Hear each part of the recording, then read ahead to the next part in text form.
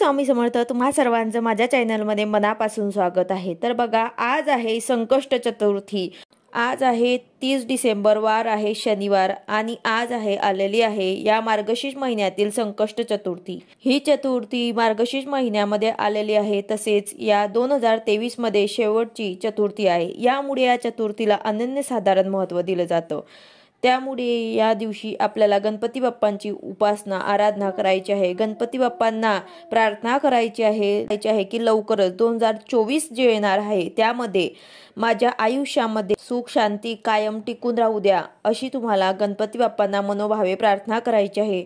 आणि आज सर्वांनी आवर्जून गणपती बाप्पांच्या मंदिरात जाऊन दर्शन करायचं आहे। सर्वांनी जायचं आहे। गणपती बाप्पांना प्रिय असणाऱ्या वस्तू घेऊन जा। फक्त दुर्वा आणि एक जास्वंदीचं फूल सुद्धा घेऊन गेले तरी सुद्धा चालेल। मनोभावेने नमस्कार करून प्रार्थना करायची आहे आणि तुमची जे काही इच्छा असेल ते गणपती बाप्पांना सांगायचे आहे।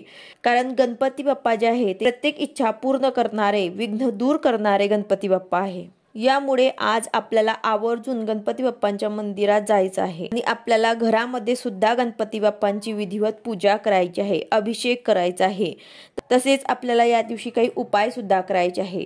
तर या दिवशी अतिशय प्रभावी उपाय आपल्याला संध्याकाळी करायचा आहे। कापुरासोबत एक वस्तू आपल्याला जाळायची आहे। यामुळे आपल्या कुटुंबावर कधीही वाईट संकट येणार नाही, आपल्या घरामध्ये कधीही आर्थिक अडचण येणार नाही, पैशांची अडचण येणार नाही आणि यामुळे आपल्या घरामध्ये सुख शांती समृद्धी ही कायम टिकून राहील। घराची, मुलांची, पतीची अगदी भरभरून प्रगती होईल। हा असा उपाय मी आजच्या व्हिडिओमध्ये सांगणार आहे। व्हिडिओ पूर्ण बघा, जेणेकरून तुम्हाला संपूर्ण माहिती मिळेल। जर तुम्ही चॅनलवर नवीन असाल तर चॅनलला सबस्क्राइब करायला मात्र विसरू नका आणि व्हिडिओला लाईक करायला मात्र विसरू नका। तर पहा, आज या व्हिडिओमध्ये मी तुम्हाला 4 उपाय सांगणार आहे।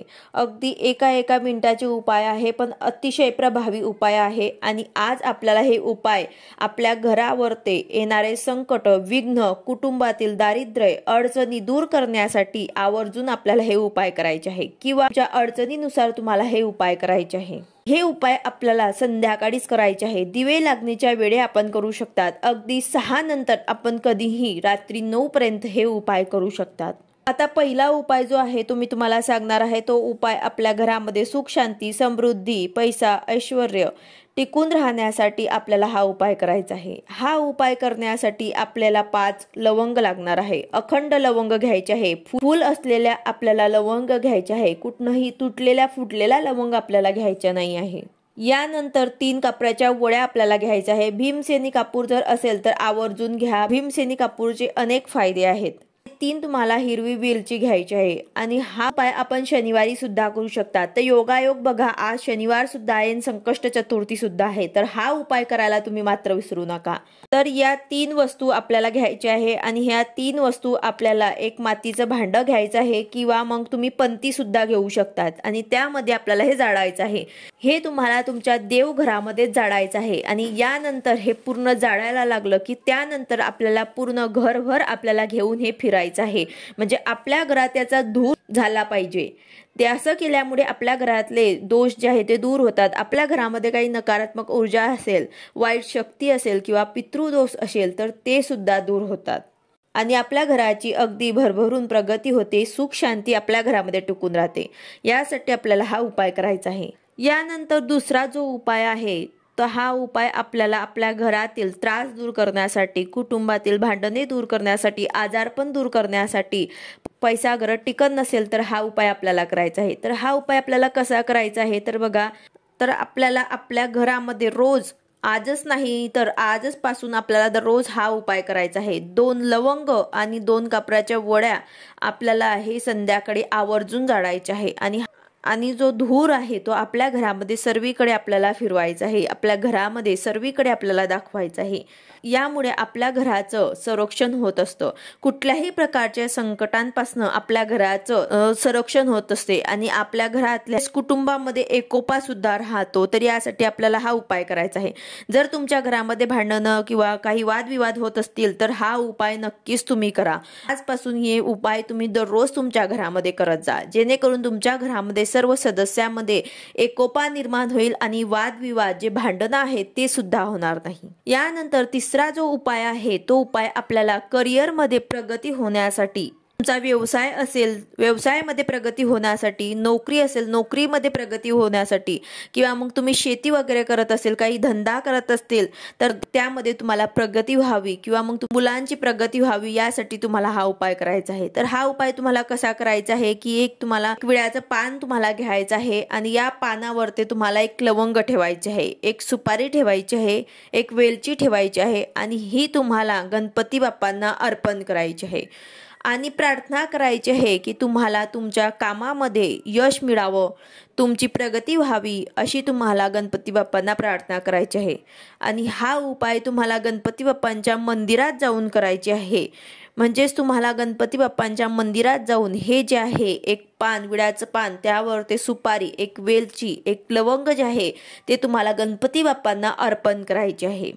यानंतर शेवटचा जो उपाय आहे तो तुम्हाला घरामध्ये आर्थिक संकट असेल तर ते दूर करण्यासाठी, पैसा तुमच्या घरामध्ये येतो पण टिकत नाही, तुम्ही कष्ट करताय पण त्या कष्टाला नशिबाची साथ मिळावी यासाठी तुम्हाला हा उपाय करायचा आहे। तर काय करायचं आहे आपल्याला की आजपासून आपल्याला रोज रात्री झोपताना सगळं आवरल्यानंतर झोपायला जाण्याच्या अगोदर हा उपाय आपल्याला करायचा आहे। एक चांदीची वाटी घ्यायची आहे, त्यामध्ये 2 लवंग आणि 2 कापूर आपल्याला एकत्र करून आपल्याला घरामध्ये जाळायचे आहे।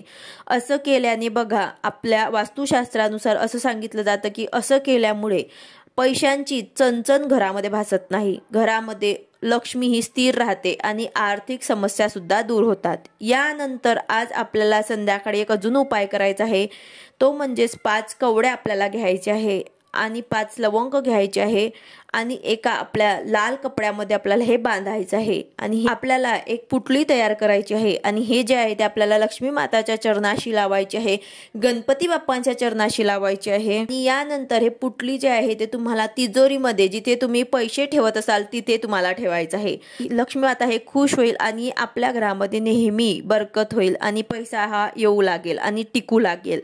अतिशय प्रभावी उपाय आहे, तुम्ही करून बघा। घरामध्ये संपत्तीची वाढ होईल, कुठल्याही प्रकारची आर्थिक समस्या तुमच्या घरामध्ये येणार नाही। आता कवड्या जे आहे ते तुम्हाला कुठल्याही धार्मिक दुकानामध्ये, शॉपमध्ये तुम्हाला मिळून जातील। तर यामधनं तुम्हाला जे उपाय जमत असेल ते तुम्हाला करायचं आहे किंवा मग जे अडचण तुम्हाला असेल ते उपाय तुम्हाला करायचा आहे। तर अशा प्रकारे सर्व उपाय सुद्धा तुम्ही करू शकतात किंवा मग यामधनं तुम्हाला जे जमेल ते उपाय सुद्धा तुम्ही करू शकतात। पण आज संकष्ट चतुर्थीला तुम्हाला यामधनं एकतरी उपाय करायचाच आहे। व्हिडिओ आवडला असेल तर लाईक करा, शेअर करा, सबस्क्राईब करा। भेटूया अशाच नवीन व्हिडिओ सोबत। श्री स्वामी समर्थ।